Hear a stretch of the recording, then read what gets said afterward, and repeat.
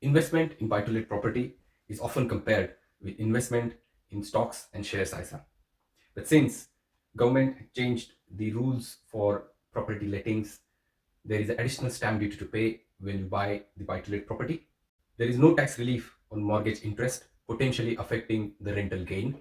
The letting relief is abolished and the private residential property relief is very limited, potentially increasing the capital gain tax when the buy-to-let property is sold. Certainly, buy-to-let is not a lucrative option anymore. However, it is still one of the safest investment options with the potential of monthly income and a lump sum at the end when you sell the property. For a fair comparison of returns from buy-to-let investment with the stocks and shares ISA investment, we need to know the average growth of the investment in buy-to-let property. Calculation of growth in buy-to-let investment is very complex due to the taxes and expenses involved in buying, maintaining, and selling the property. At the same time, the rental gain. Let me simplify this complex process for you and find out the exact growth in buy-to-let property.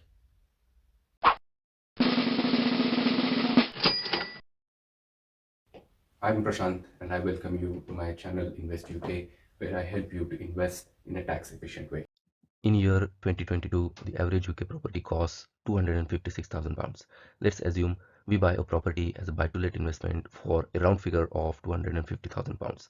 For a buy-to-let, your equity, that is the money you invest when you purchase it, is 25%, whereas your debt, that is the money you borrow from bank, will be £187.5 thousand. In other words, mortgage.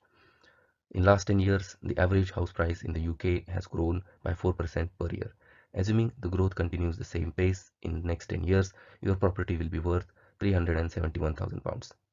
The bank borrowing remain similar, while your equity in the property will increase from 62.5 to 183.5 thousand pounds.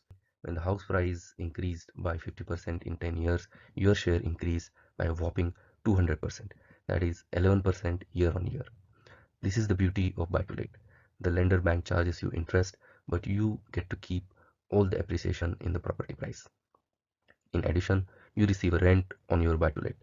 This looks like a very lucrative investment, but you have to pay several expenses at the time of buying, maintaining, and selling the property, which ultimately eats into your profit. Let's have a look. When we buy-to-let property, we pay additional stamp duty. Other expenses include conveyancing, tenant search, mortgage arrangement fee, decoration, etc. Maintaining a property in a shape that would attract tenants involve letting agents fee, maintenance, insurance, gas and electricity safety certificates.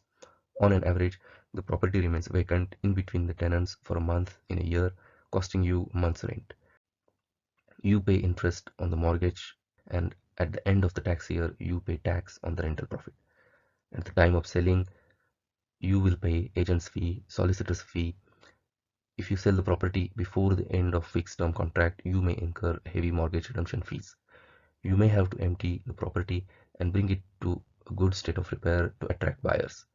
Capital gain tax will be due if your property profit exceeds the allowance, and the buy-to-let are part of your estate that are subject to inheritance tax. So let's see how much all these taxes and expenses cost us on an average for our buy-to-let that we bought for £250,000. Apart from our equity, we would incur stamp duty. Other expenses would include conveyancing, searches, mortgage evaluation, essential replacement, mortgage broker's fee, and the tenant search charges. Tenant search is carried out by a letting agent that involves referencing, credit checks, and preparation of tenancy agreement. It can cost anywhere between 230 to 800 pounds according to which.co.uk and Money to the Masses. Recently, there are online agents like Housey and OpenRent who can deliver this service at a cheaper rate. Altogether, it would cost £5,000. Maintenance of the property mainly involves the letting agent's fee that range between 8 to 15%. The UK average for high street agent fee is 7 to 1100 pounds. Online agents like Housey charge 900 to 600 per year flat rates for London and outside London respectively. Another major expense is maintenance, which involves repairs and replacements, coloring and carpeting, essentially anything to keep your tenants happy. There is a huge discrepancy between the average figures quoted by different websites due to different inclusion and exclusion criteria. Other expenses include building insurance, electrical and gas safety certificates. On an average, 1 month in a year is a void period when the property is without any tenant and you are without any rent. The average of the above factors come down to an annual expenditure of roughly £3,000. While this expenditure remains the same, the rental profit differs according to your tax band. The rental profit will be highest for a person who does not have any other source of income. From your gross rental income, you subtract the allowable expenses to get your net rental income, that is £8,400. You won't pay any tax on this income as this will fall into your personal allowance, but you pay mortgage interest to your lending bank for your debt on the property. The average UK interest rate for buy-to-let properties for 75% loan to value is 2%. That means you will have to pay £3,750 towards your mortgage interest per year. 5 years ago, we could claim tax relief on this entire amount. Not anymore. But HMRC is kind to return 20% of this mortgage interest, that is £750. So when we deduct 3,750 and add £750 to our rental profit after tax, we would get actual rental profit, that is £5,400. Now a basic rate taxpayer will have to pay 2,688 into tax and NI, with the rest of the figures remaining exactly the same. The actual rental profit for them will be £2,712. A higher rate taxpayer would be paying 3.5 grand into tax, getting less than 2 grand into actual profit. For someone with earnings between 100 to 125,000 pounds, who would end up paying 60% tax on their rental income with an actual rental profit of fewer than 200 quids. This is because of the abolition of tax relief on mortgage interest, which is a government's move to discourage people from buy-to-let investment so that more homes are available for first-time buyers. Okay, after maintaining this buy-to-let, if we decide to sell it after 10 years, by 4% annual increase in price, the property will cost £371,000. To facilitate this, the high street agent charge between 0.75 to 3% with a UK average of 1.53% according to the which.co.uk. For our property, it will be £5,000. If you sell the property during a fixed term contract period, you may incur mortgage redemption fee. Conveyancing will cost around £1,000. You may have to bring the property in a state of good repair, get the EPC and pay for removal. On average, the selling would cost you around £9,000 today. If we sell the property after 10 years, the cost then would be around £11,000.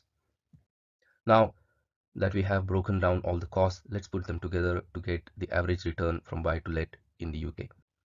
Your equity at selling will be the house value minus the mortgage, which is £183,500. Your investment in this buy to let is your equity at the time of purchase, stamp duty and buying expense, altogether £78,000.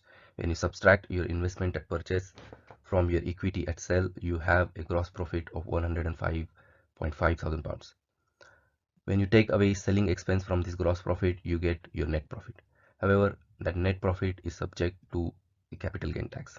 Let's calculate the capital gain tax on your buy to let. First, you need to calculate CGT liability. For that, deduct the stamp duty, all the expenses you made at the time of buying and selling, and the cost of any improvements you did to the property.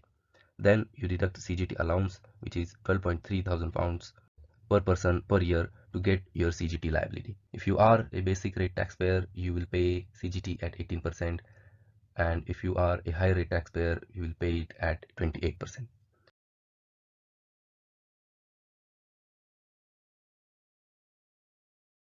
Now, let's not forget to add the rental gain. Remember, the rental gain for 1 year for a basic rate taxpayer was £2,700, and for a higher rate taxpayer, it was almost £1,900. In the UK, the rents are rising by 2% per year on an average. If we take that into account, the rental gain for 10 years would be £33,000 for basic and £23,000 for higher rate taxpayer. When we add up, the actual profit would be around £112,000 for a basic rate taxpayer and £94,000 for a higher rate taxpayer. That means growth in investment for a buy-to-let maintained for 10 years for a basic rate taxpayer is 9.3%. For a higher and additional rate taxpayer, it is 8.2%, whereas for a 60% taxpayer with a negligible rental gain, it is 6.7% year on year. That's it, folks. I hope the video helped you to get some insight about the potential of growth in buy-to-let properties. Please let me know your thoughts about buy-to-let property versus stocks and shares ISA in the comments below. Take care.